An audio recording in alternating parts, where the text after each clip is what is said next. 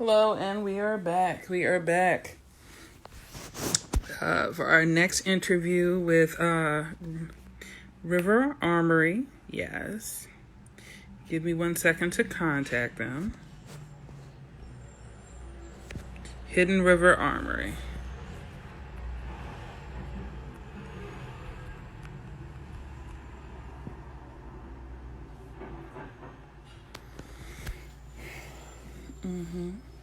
Got my little curl, people. Got my little curl going on. My little Whoville curl.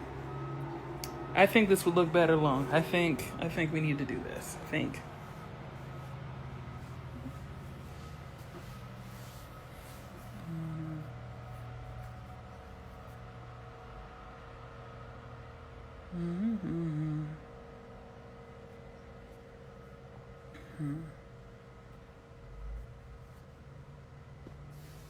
Hello, hello.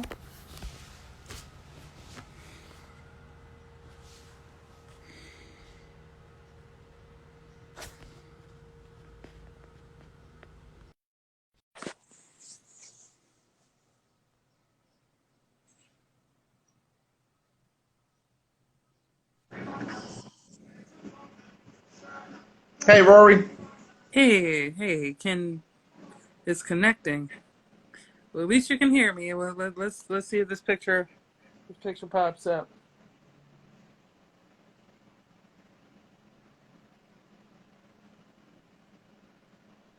Hello, I'm good. I'm good. All right. All right.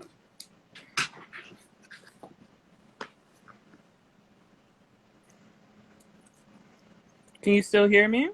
Yes. Can you hear me? Yes, I can. Yes, I can. I'm gonna start in just a second. It says it's connecting. Let's see.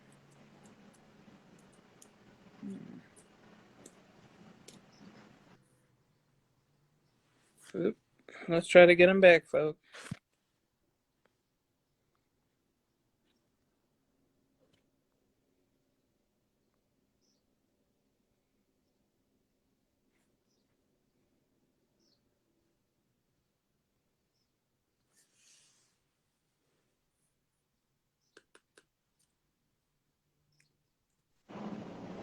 All right, I'm back. Hey, how you doing? How you doing?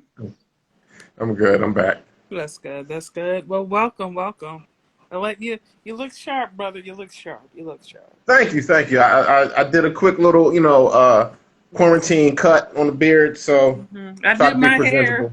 I Yes. did a retwist. This is Yes. yes. Looks tight. Looks Thank tight. you, thank you, thank you. I did some Bantu knots too. Okay. So yeah, yeah.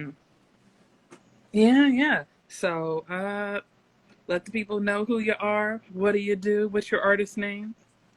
Um, my given name is Damon Cunningham. My artist name is Osa Encante.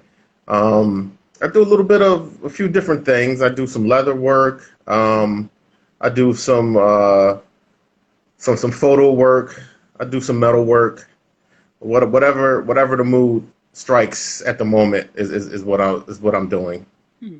at the time. You you are a Renaissance man, in other words. Yes, that is a good word. That is a good word. Yes, ma'am. I feel like we need to give more credit to doing multiple arts. Like you might have a specialization, but honestly, I think like the best art that somebody said is like kind of living as your best self. Mm. Like kind of doing what's making you happy. Actually, y'all, this is the man who actually did the metal, did the sword for the Teddy Ninja figurines we had. Yeah, The first that line. was fun. Yeah, that was exciting. Cause I just and Hmm. that picture's up on his page. We like took his box and put him up on the like next to it, so he's like standing on top of a car. Hmm. It's great. It's great. So you actually helped make the pop. So because All right. they Yeah. started out as cats, but uh, Damon actually made them into bears. So Yeah. Yeah. thank Modified them you. a little bit. It wasn't too tough. Just modified them a little bit, and they were easily bears. Thank you. Yes, he did a really good job too. It's like it was so exciting have my cute little toys and people bought them. There might be one that's like up in the long story up in the attic Uh huh. at a certain store, but like everybody else went like just Cool. Yeah, so I was pretty jazzed about that. Um, when do you feel was like the first time you met art or participated in art or said like, yeah, I'm doing art? I've always been into art. I mean, like kindergarten, Mm-hmm. Play-Doh, like, Mm-hmm. crayons, being frustrated because I knew I couldn't get what was in my head onto Mm-hmm. the onto the chalkboard. So I Mm-hmm. think I've always been an artist. I've always made stuff, made art with sticks and Mm-hmm. rocks and would, make art or whatever. I didn't know it was art at the time, but Mm-hmm. yeah, that's what it was. Nice, nice. So it's as I said, but something else. It's I think it's good for the 10,000 hours that we try to definitely get or say that we have. We really need to kind of count the what is it, the wonder years Uh-huh. um of when we were actually starting to practice that, because like I was saying on the other interview, like we always ask, well, where did the time go? Like, you know what I'm saying? I'm starting to, Mhm. me personally, see some like whites up here, where did the time Yeah, go? yeah, you know couple in there. Yeah. I feel that. I feel that. But like I think really like the time went to our putting in the effort and like to, working on get our gifts. When did you actually start on metal work and leather work? Well, I took in college when I took some metalwork, Mm. some jewelry courses in college. Well, I'm an art major. I went to Moselle University, got my degree in art. Left there in Mm. '98, so long time ago. Mm. And same thing. Like I wasn't focused on one thing. Mm. My mom was like, "You should be a graphic artist. That's how you pay the bills." I was like, "All right, okay, mom," but it was just art, just creating things, different things.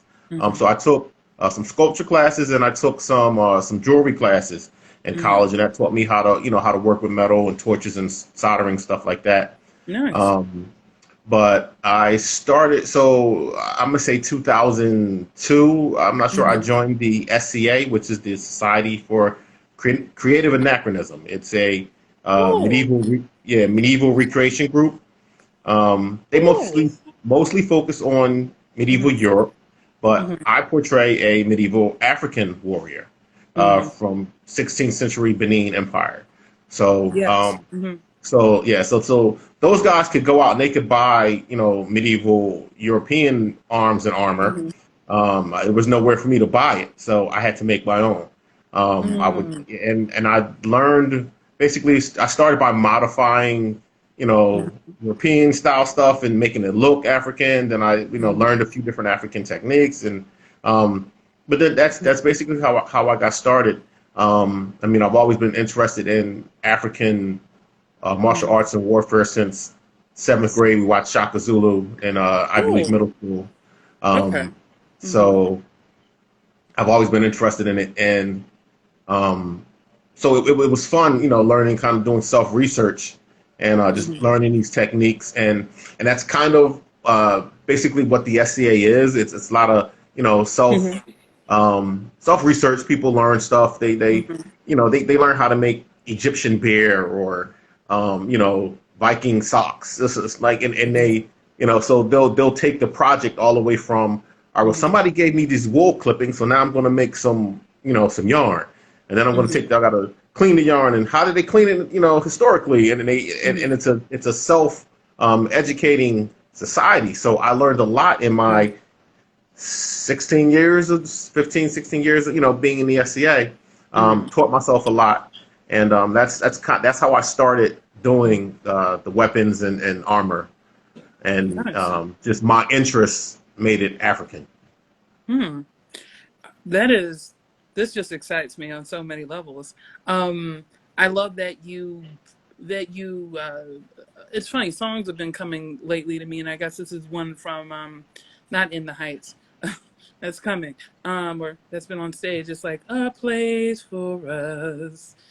So you very much made a place for us within this medieval society by showing the history of Benin. And it's what I like, or why I'm definitely happy to be interviewing you, is history is very much part of art. And I think definitely the craft and what you do. Oh Lord, there's a fly. Definitely the craft and what you do shows how important history is to, you know, the creation of things or the doing of things.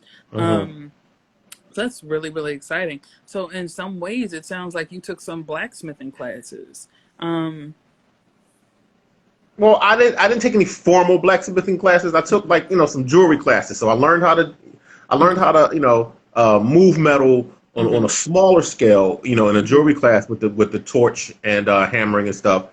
And then by the time I've made a knife. I've made a few smaller things in the traditional blacksmith forge, but Mhm. um but it's Mhm. I do mostly what's called cold work. I Okay. don't do a lot of hot work. Mhm.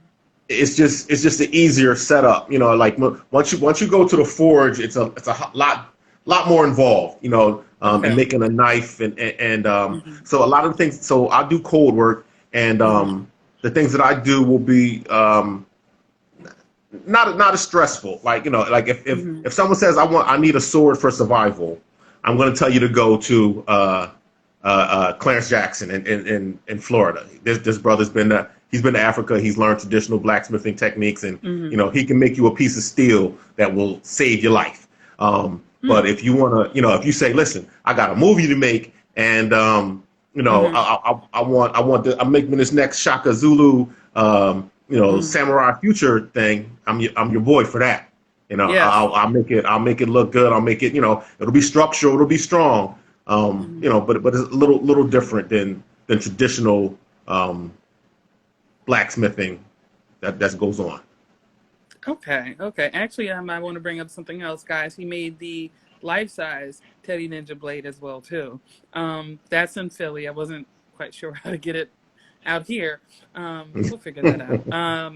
But yeah, no, and it's perfectly built for him. It's it's a samurai blade because Teddy is about when the robot actually happens too. Maybe we'll talk about that.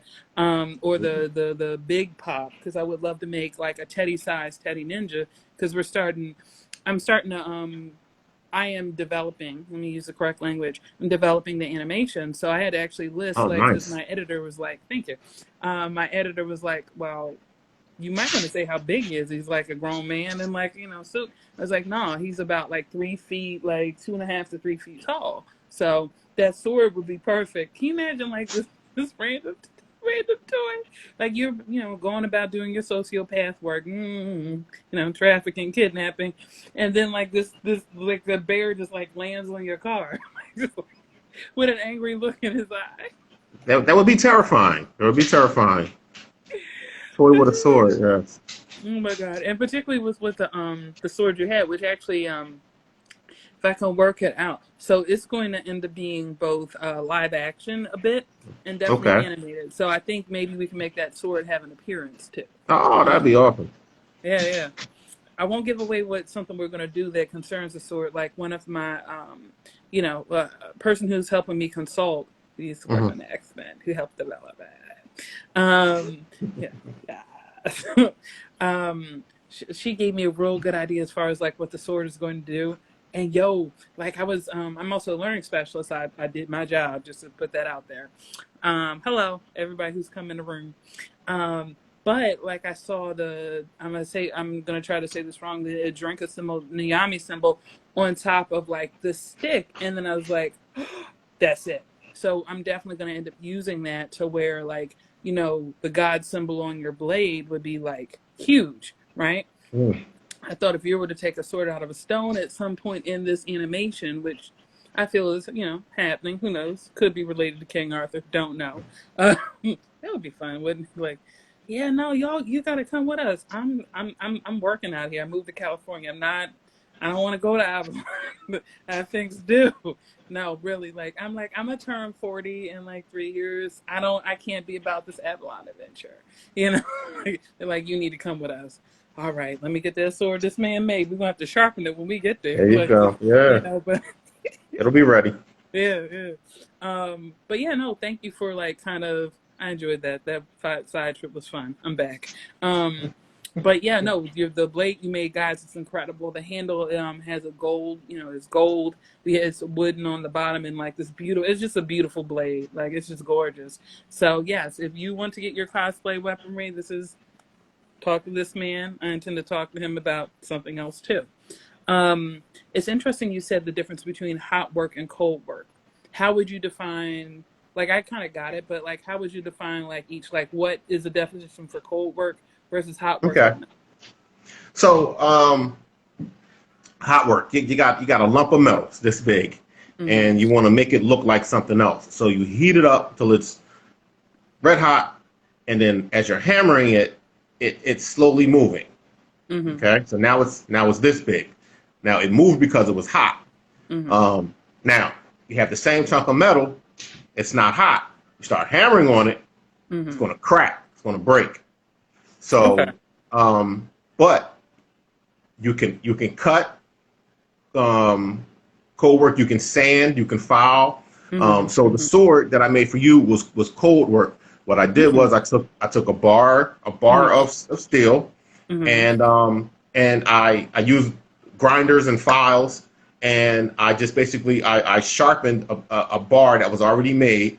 Mm-hmm. I cut the tip. I did some cutting, but Mm-hmm. everything was done. I didn't have to add heat in Ah. order to Mm-hmm. make that product. Okay. So like I've made knives before. So I took a bar of steel, I heated it Mm-hmm. up, and when I hammered on one edge, I kind of flattened that edge, and Mm-hmm. then so now I have the blade. I have the sharp side. So that's the difference between hot work and cold work.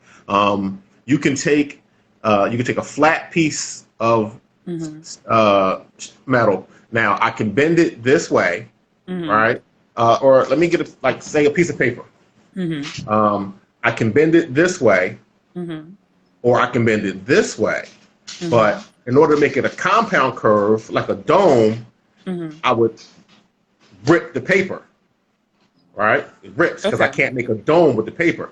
But if it's a sheet of metal, you would heat that metal and Mm-hmm. then slowly hammer it until it's in the shape of a dome. So that's Okay. hot work versus cold work. Okay. Is applying heat versus like Yes. sanding or cutting. And for eyes, Yes. you were talking about for the Teddy Ninja. Is that the same process you did with the mini swords? The mini swords were cold. Everything Mm-hmm. those were all cold. Those were all Okay. cold So work. so flat bar and then like Took just a kind of. flat bar. It was the same process as the big one. I had Mm-hmm. I had flat bars, and instead of using my power saw, Mm-hmm. my power grinder to Mm-hmm. sharpen the big sword, I just used small files and just Hmm. sharpened the edges of the Mm-hmm. little bars into the Mm-hmm. swords. Nice. Nice. Hmm. This is really interesting. For the leather, what did you do? For the little swords. For the little swords. All Mm-hmm. right, so that was just a strip. So when I Mm-hmm. when I made the handle Mm-hmm. of the sword, Mm-hmm. I just took a strip of leather and just glued it Mm-hmm. on, and I just kept wrapping it around Okay. until it built up. Mm-hmm. Um, Glued the end of it and kind of sanded it so that it wouldn't have like the lip, Mm-hmm. and you got a leather handle glued Okay. on. Awesome. Awesome. For the larger sword that you did, the large teddy sword, what did you do for the gold? First of all, vocabulary word. Okay, The guard? so The guard. So, Right. so the guards, right? So that sword was made of. Let's see, it was the blade, the Mm-hmm. handle, Mm-hmm. and the guard. That's basically. It was just basically we're going to call it three parts. Right. Um, so what I did was I started by I cut what's called a tang. A tang is a small piece of the blade that Mm-hmm. goes into the handle. So if your blade is this thick, your tang is normally this thick, so Mm-hmm. that it fits into the handle, which is this thick. Mm-hmm. So I cut the small tang, I inserted it into the wood. I drilled two holes into the wood, and then I put what's called pins in. So I drilled Okay. a hole all the way through. So I drilled a hole. I should have wrote my notebook or something, some pads. I would have drawn Mm-hmm. it. So it's like, okay, so it's like this. This is the Mm-hmm. tang, Mm-hmm. and my hand is the handle. so Mhm. it can slide in and out, right? Right. But if I drill a hole through the wood, through the tang, through Mhm. the other side, and put a stick through, now it's not going to be able to come out. Okay. So Okay. I did two of those, and those are Mhm. called pins. So I put two. Pins. I'm pretty sure that's what I did. I can't think of any other way that I would have done it. Mhm. But I put two pins in Mhm. through the handle of the sword in order to hold the blade inside. The guard Mhm. was, I believe that was a light fixture. Mm. I believe that was because I kind of collect things from thrift stores and finds, and I'll Mhm. say, you know what, I don't know what that is, but that's something, and it'll tell me Mhm. what it is, sooner or later. Mhm. I mean, I've had some things for like 15, 16 years that I've been doing a project, and I've been like, that's what that is. Like, Mhm. go to the corner of the garage. I know exactly where it is, and it's the perfect piece. So I believe Mhm. that was a light fixture that I cut the guard from. Mhm. Um, and basically, I believe I cut it square or kind of diamond shaped, uh, uh, cut a hole in the middle to slot the tang through, Mhm. and just kind of sanded. It was a nice thick piece. That's why I Mhm. picked that. The guard should be thick and stable. And Teddy was a no nonsense kind of dude, so I didn't put too Mhm. much. Not I didn't put any flair. Mhm. It's not. I didn't have any race.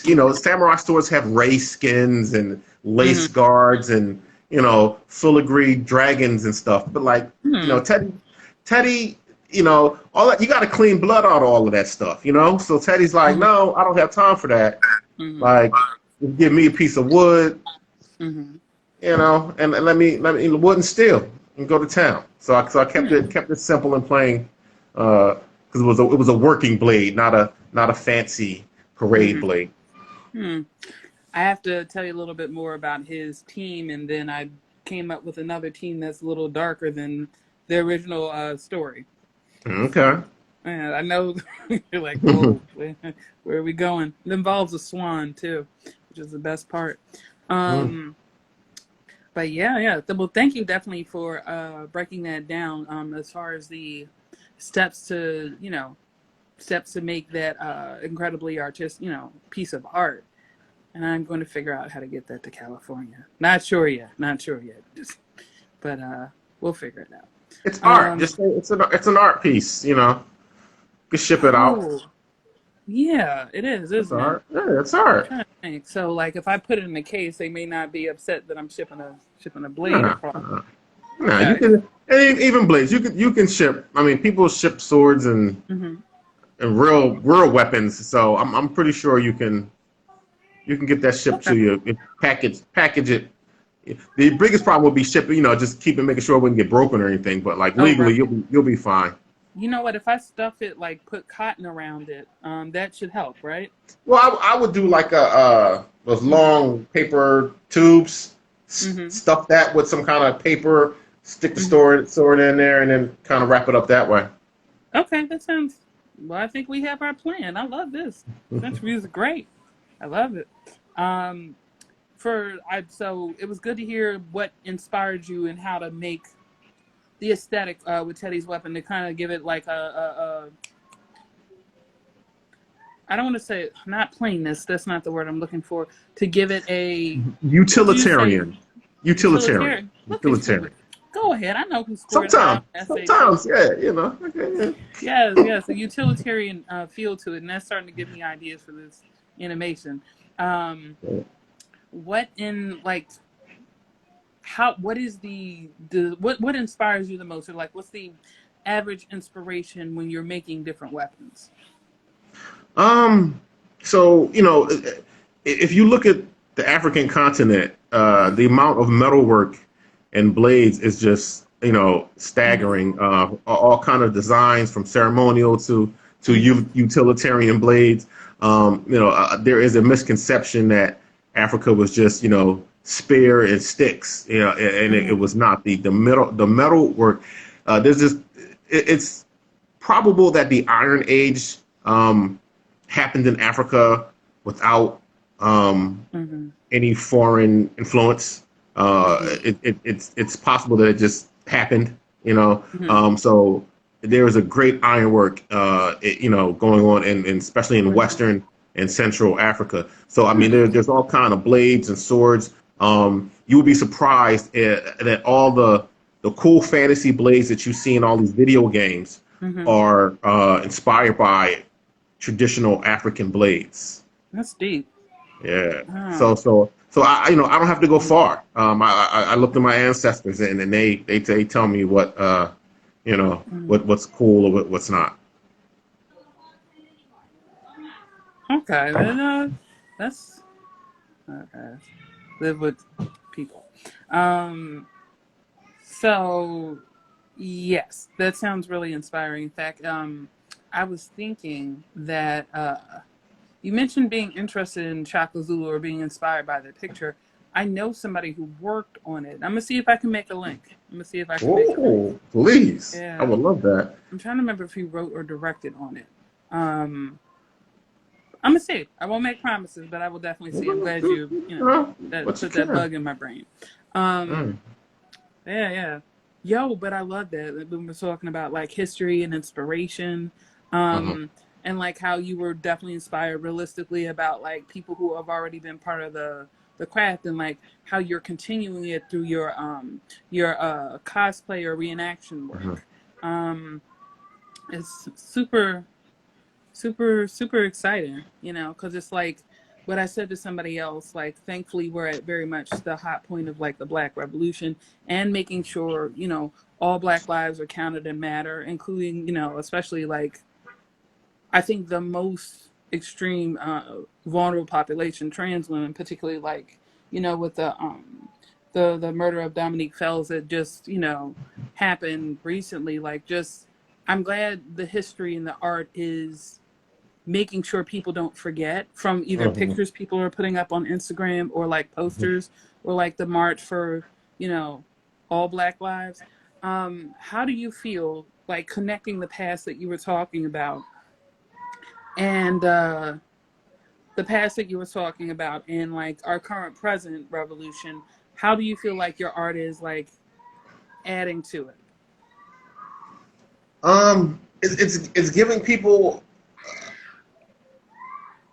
It's giving people a tool for enhancing their expression. Mm-hmm. I made some dance swords for Mm-hmm. somebody who does she does she's African dance, drum and dance, Mm-hmm. and so she needed some, she's an elder, Mm-hmm. and I made her these lightweight aluminum swords Mm-hmm. that she could swing all day. Um, Yes. and just the fact that I was able to, she's always had these in her mind. Mm-hmm. She's been doing this as long as I can, as long as I've been alive. And she's Mm-hmm. always had in her mind these swords. And you know like a lot of people in African traditional African arts, we have to modify Mm-hmm. uh, some things to represent the traditional. So Mm-hmm. in order for me to create um, the traditional was, it was very fulfilling for me, because she's Mm-hmm. always had these in her mind. So after all these years, she finally had the Mm-hmm. swords that she wanted. That she's every time that she's pictured herself doing this dance, she's had Mm-hmm. these swords, and I made Mm-hmm. them for her. So it Mm-hmm. was, it was a blast. Um, I Mm-hmm. actually got to make a sword called the Aquafina. It's a sword from the Ashanti people in Ghana. And Ooh. in Philadelphia, there Mm-hmm. is a group of folks who have been recognized as traditional family, as traditional Ashanti people from out. It's the first recognized Ashanti um, clan outside of Mm-hmm. Africa. So Wow. these folks they're all American born. Here, well, Mm-hmm. most of them are American born from Philadelphia, but through Mm-hmm. years of research and Mm-hmm. what's the word I'm looking for? Paying their dues and initiation, they've been granted clanship into this traditional. Mm-hmm. So Mm-hmm. um, I actually made a sword for them and presented it to them. And they had us, because what happened was a friend of mine is a coworker of mine, is part of the clan, and I told him what I do, and he's like, "Wow, well, you would love, my people. You should come through." And they have what's called an aquaside, which is it's called Family Sunday, where basically, in Africa, where on this one Sunday every month, everybody comes in, from the different villages, wherever, and the clan gets together, and they rehash good times, and they strengthen their bonds. So he invited me to one, and it was such a welcoming experience. These people didn't know me from a can of paint, but and my buddy wasn't even there. He just told me to go, so he couldn't even make it. So I showed up, and they were like, "Well, who sent you?" I told them, like, "Oh, okay, well, then you family, and just watching how they care for each other, and it was kind of moving, and and I saw their regalia, the things that they brought back from their trips to Ghana, some of the things that they have made, the same thing that they've repurposed in order to fit their ceremonies. So I said, I can make them a pretty nice sword. I can make them a pretty nice Aquafina.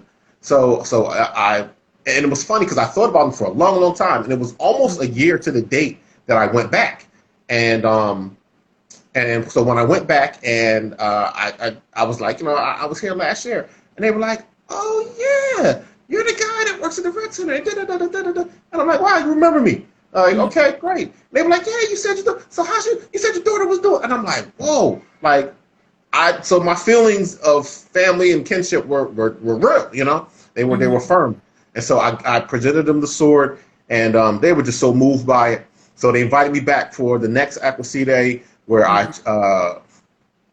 actually got a chance to present it to the clan, to the I'm probably butchering the pronunciation. It's the Ohene, I believe he is the king, the high man here in Philadelphia, and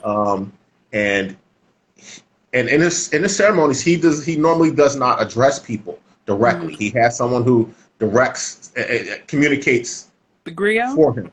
Well, he's not a griot, but he's an advisor. He's his right hand man. So the communication, he tells him and he tells him, but it was such a moving testimony that he broke tradition and he addressed me directly. Which was just, it sounds, now he's a brother from Philly, you can bump into him on the street, he'll talk, at his day job, his 9 to 5, he'll tell you, he'll hold a conversation with you. But he, when he's in day job, he's his day job. When he has to do his kingly duties, he's the king. So it was, whereas he could have been somebody that I could have been talking to 5 minutes ago on the street. But the fact that he broke from those traditions at that time to direct me, was big. I hope I'm not saying anything I shouldn't have said for him doing that. But it was meaningful.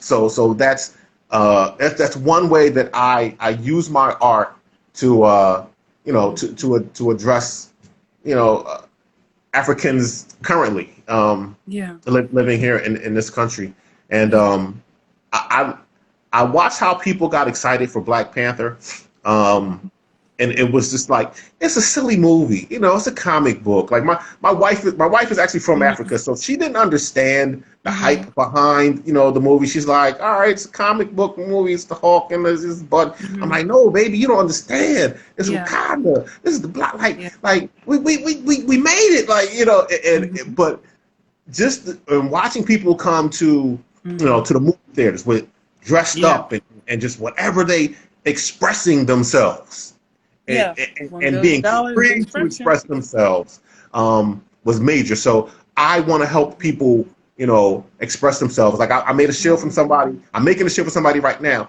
and he was just like, "Oh my God, I've always wanted an Ethiopian shield. You make them?" I'm like, "Yeah, brother, I got you." And it's it's not even about the profit for me. It's like, I get to make this brother his Ethiopian shield. All right, so that's how I'm trying to help and affect people today, my brothers and sisters today. Oh, thank you, thank you. No, it makes all the difference in the world, and the fact that I took a philosophy class, and we talked about the forms, or like how something was utterly perfect in another dimension, how we have representations here. They were saying it was imperfect, but I'm about to take something. I very much feel like in you creating something from somebody's ideas, or maybe even from another dream dimension, the sub basement that Jung talked about, you very much are bringing that form to here. And though they called it imperfect, it's perfect because it's here.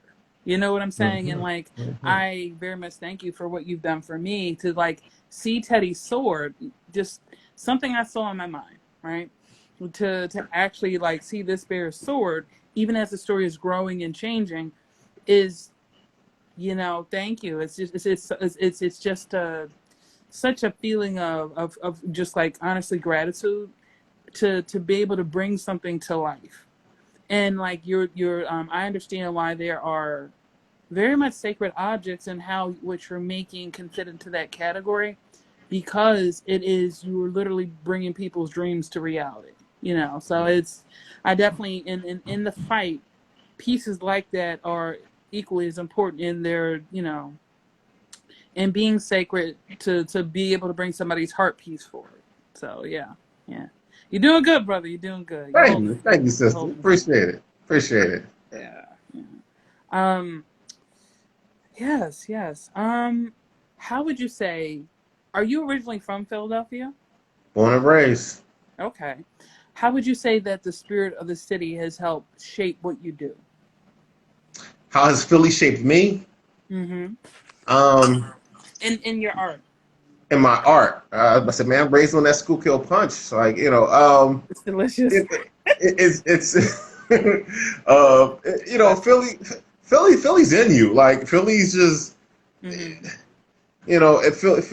Philly affects.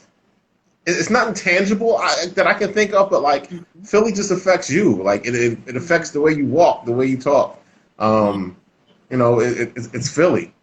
Um, I don't know. I guess I got that Philly soul in me. Mm-hmm. That Philly determination. That Philly arrogance. Mm-hmm. That Philly love too. Yeah. Yeah. You know, I, you Mm-hmm. know, I got a group of fellas that we love ourselves, we love each other, we love our families. Mm-hmm. I've been Yeah. blessed with these people in my life. Um, Mm-hmm. Philly's a tough place, but like I've Mm-hmm. always had what I needed, and I've always Yeah. had people around me to love me, protect me, and pick Mm-hmm. me up when I fall. So Yeah. but being Philly, they pick you up and dust you off until you stop bitching and come on. So it's That's like, true too. let's go, get up, we got something to do. Like, That's true dust too. yourself off and come on, let's try it again. Mm-hmm. That's Mm-hmm. Philly. Mm-hmm. So I mean that just permeates every aspect of me. Wherever I go outside of Philly, people ask, you from Philly? Yes, yes, yeah, Yeah. Mm-hmm. yeah. You must be from Philly. Yeah, that's. Thank you.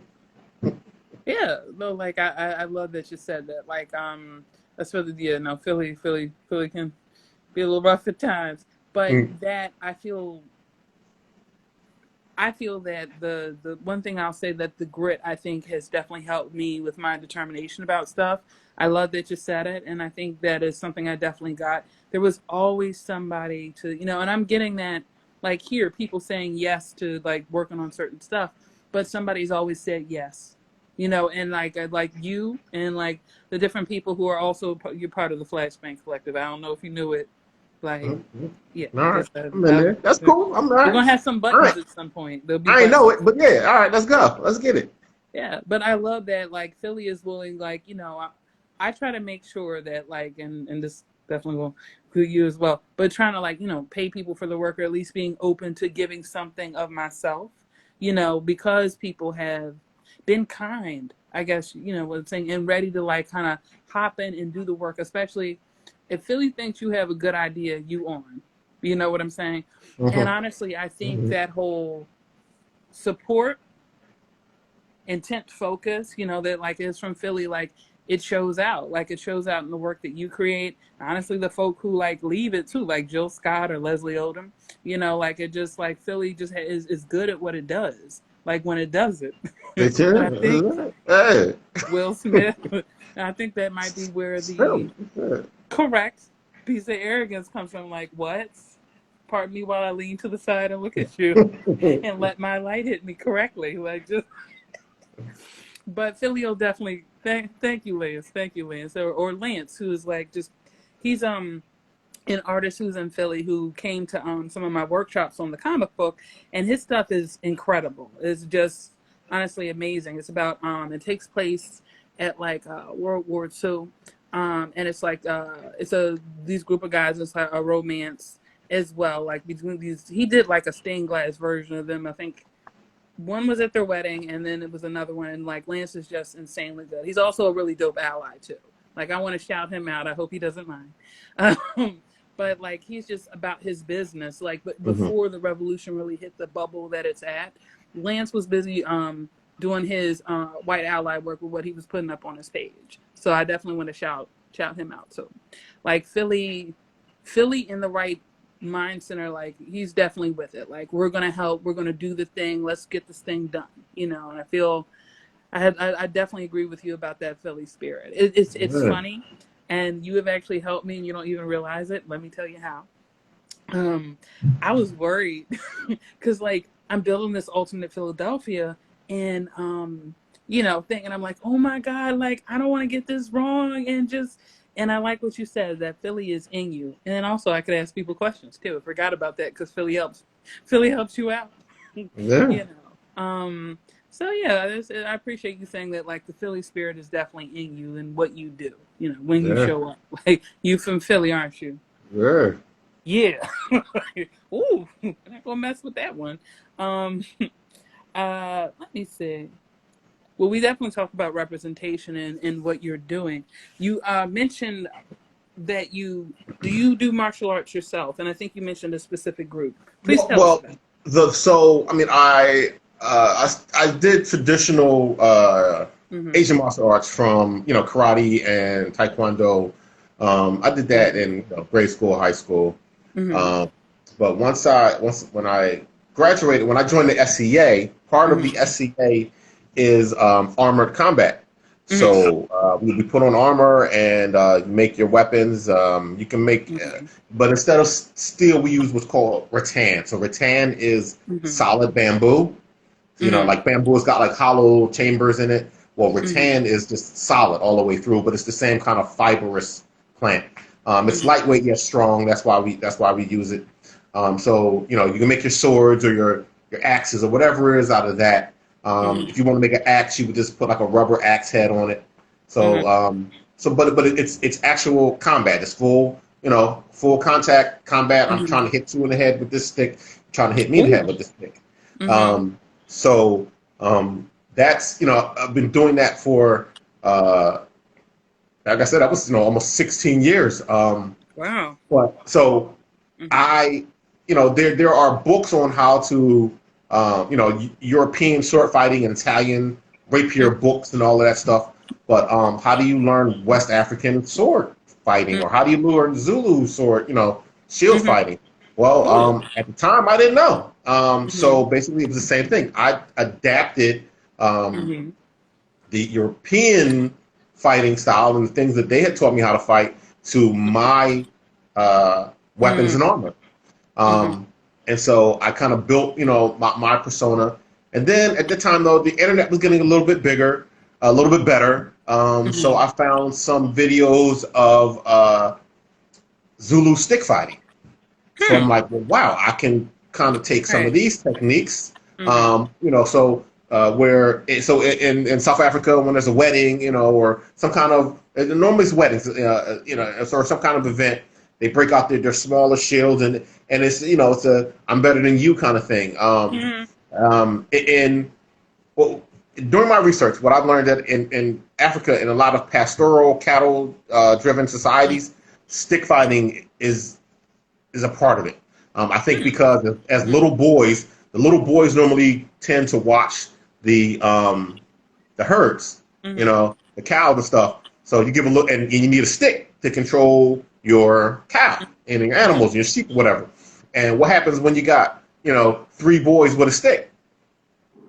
They start fighting. So so it's integral to that. So anyway, so I kind of I studied those videos, and then in the process, Facebook came around, and I met a guy, Damon Stith from Texas.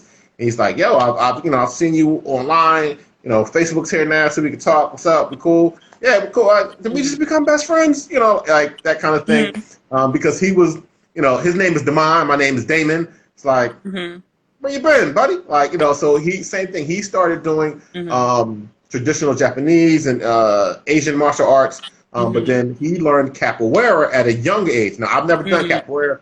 I'm not coordinated enough for that.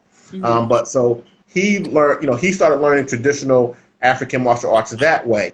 And so we formed what's called, a couple years go on, and we formed what's called the Historical African Martial Arts Association. So you can find us on Facebook. We've got some YouTube videos.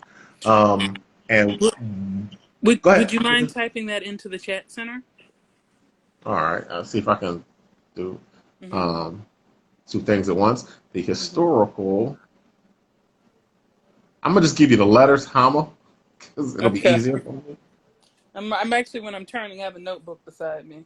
Okay, there we go. Hama. I'll do some links, or I'll try some links afterwards, but okay, thank you. But anyway, so we so we started this group on Facebook, and it's we've grown pretty well.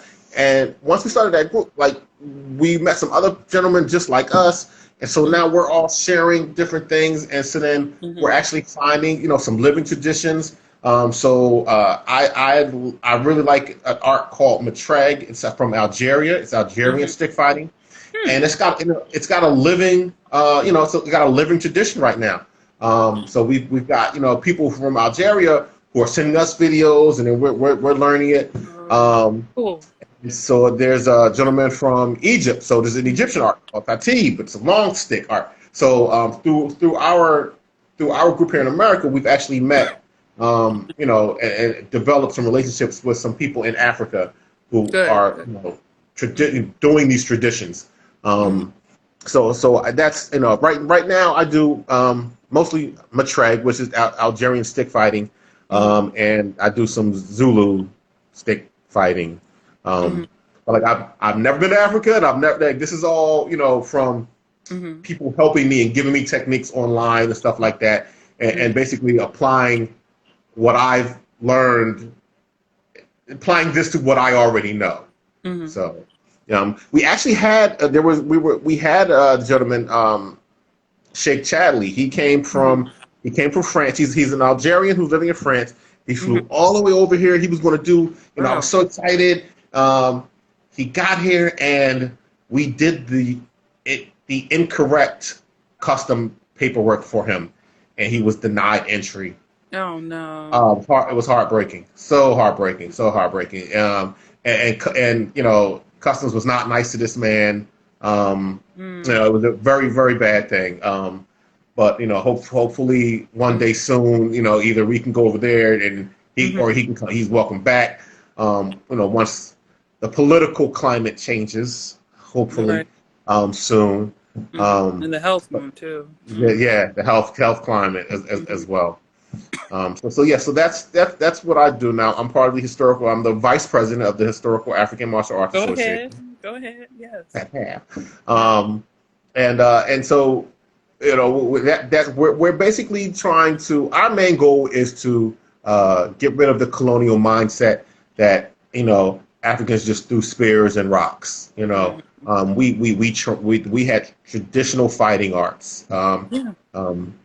If there's a guy. Well, it was a recent thing I got into with someone. He's like, "Well, Africa doesn't have any fighting traditions," and I was able to link him videos of just okay. What about South? Okay, let me show you some West Africa, and I showed him what's called there's a sport called Dambe in Nigeria, where it's basically from the idea of the sport is spear and shield training.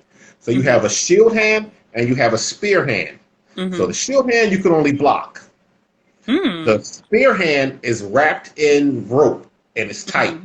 and it's a club, and so you block with Ooh. this hand and you punch, and Mm-hmm. the point of the match is to make your opponent, you win when your opponent drops. So if your opponent's knee touches the ground, Mm-hmm. um, you win. So you knock Mm-hmm. out, knock down, whatever. That's how you win a match. So Dambe, there's Senegalese wrestling, which is Mm-hmm. becoming like a major $1 million sport right now. I Mm-hmm. mean, these dudes. There's I think his name is France. Is it Francis Ngannou? He's a UFC fighter who Mm-hmm. started as a. I'm pretty sure he started as a Senegalese wrestler. Mm-hmm. But it's the same thing. So these two big dudes square off, and you can either Mm-hmm. grab him and throw him to the ground, or you can just straight up knock him out and he drops to the ground. Ooh. Um, Mm-hmm. so same thing. If if you're anything but your hands and your feet touch the ground, the Mm-hmm. match is over. Sounds like sumo a little bit too.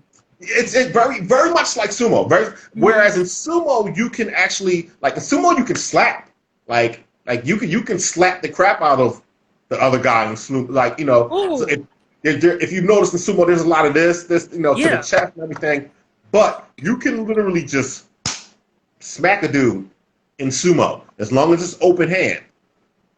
Yo. In Okay. Dambe, you can just, no, sorry, Ooh. not Dambe, Senegalese wrestling, which is the French, Mm-hmm. or I know I'm pronouncing it wrong, Mm-hmm. but Lamb, Laamb is the Mm-hmm. Senegalese pronunciation of the art. Mm. Okay. Yeah, That is. I love this. yeah, me too. Damon, I'm gonna have to have you back. By the way, guys, and I have to remember to do this. I'm gonna send you a link to the film because Damon made the wings for and Lady Lion joined, right as if we're gonna have to unfortunately go in a minute, and sometimes Instagram doesn't give us a countdown. But I will ask one more question. I definitely have to have you back, and I'll remember, and I will send you the link to the film so you can see the wings and Cool. their glory. Um, That was a fun build. that was beautiful. It was built some carnival wings, which I really intend to make the Dracula thing live action. I'm gonna have some animation, but I think it's going to be the flip of the Teddy Ninja. Although we're doing a photo series with it first, and when I finish the outlines that I make for people, or I might send you the poem so you could see it. The vamps are going to be based on a very interesting on hip hop, like elements of hip hop. So it's like 14 Ooh. became a certain number, and I'll send you that poem. Do me a favor, hit me with your email address so I can send you some stuff. Okay. Um, I think we have 1 minute. What legacy do you want to leave behind as an artist? Ooh. Um, be yourself. Mm-hmm. Um, be, your, be yourself, man. Life is short. Um, live it. Have fun. Um, if dancing in the rain with pickles between your toes makes you happy, damn it, do it. Like that's who am I to tell you do your pickle dance? Like I it's love that. live your life. Everything is beautiful. Even ugly is beautiful. Just Ooh. life is too short. Just live it and have fun. I love it. That well, say your artist name too, because I'm gonna make sure you Osa pronounce. and Kante. Oh, Osa and Conte. Yes. That was deep, and that might end up being a My shirt. government is Damon Cunningham. That's the government name. Okay. That's the All right. government. Osa. You prefer Osa, right? Either one doesn't Okay. matter. I'll answer to both. I like that. I like that. Um. Well, thank you for coming on. I hope to have you back again. And we have exactly probably 2 to 3 minutes. Just let people know your. Oh my God, we have to have you back. I didn't even get to talk about the paintings, but this was just so. Oh, that just That was the boredom. word. That was boredom. That was Oh just man, like you know. you I said I know, could but do that. I can do. You know.